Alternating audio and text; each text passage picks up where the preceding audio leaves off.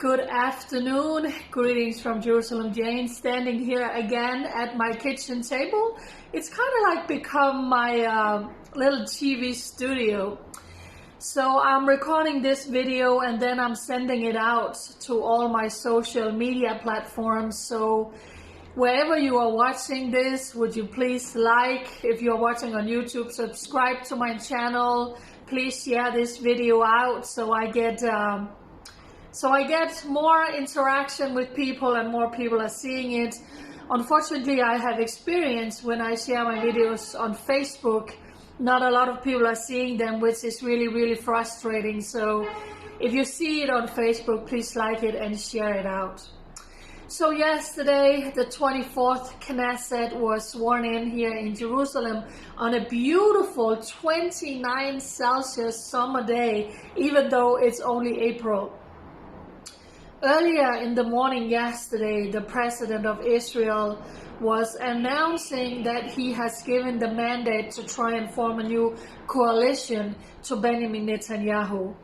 Normally that's a joyous occasion. Normally the candidate is actually invited to the president's house. None of that happened yesterday. It was not a happy president. He was speaking with great words, big words. He was even talking about the trials and the indictments against Netanyahu, but since he is the one who holds the most mandate right now, 52, and Yair Lapid only 25, he didn't see any other way than to try and hand over the mandate to Benjamin Netanyahu. But he was not happy about it. And then only a few hours later, Knesset was sworn in, the 24th Knesset. Of course, that is also normally a joyous occasion, but not yesterday. Some people were even talking about, do we even need to unpack? Because is this going to be a functioning government, or will there not be a coalition and we are actually going to go to a fifth election?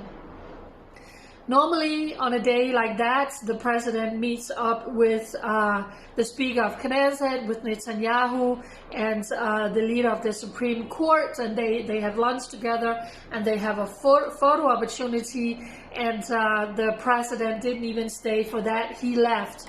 So it was not a joyous occasion yesterday. What we have seen before was when a new member of Knesset, they are all being sworn in, and they all have to agree, swear alliance to Israel.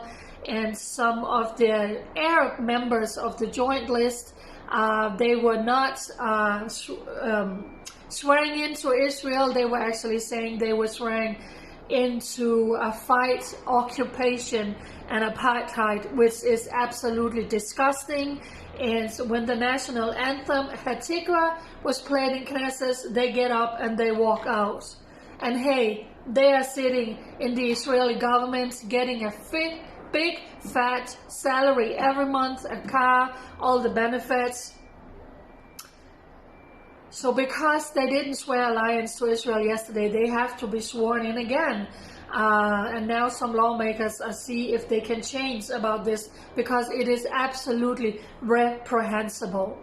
So Benjamin Netanyahu now has 28 days to try and form a government. Will he succeed? A lot of people are saying no. Nobody's going to defect from the other camp. He's not going to find anyone. No matter what he's going to promise to them, it's going to be very difficult for Benjamin Netanyahu to get 61 mandates, which is what he needs to get a coalition.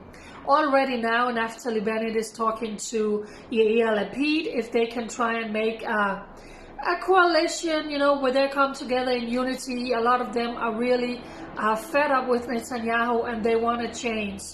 So nobody knows what's going to happen. So Netanyahu has 28 days to try and form a coalition. If he can't, he has to go back to the president and say, I'm sorry, I didn't succeed, which has happened to him before. And then the Knesset, the president has the choice of trying to give the mandate to another member of Knesset, either Yair Lapid, maybe Naftali Bennett, or he can skip that and he can just send it back to Knesset.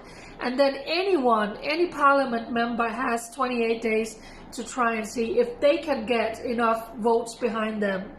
So it is unheard of times here in Israel. Politically, Israel really, really needs a strong, stable government and to have a budget for the first time in 2 years. So like I always end by saying, please, please pray for the Holy Land.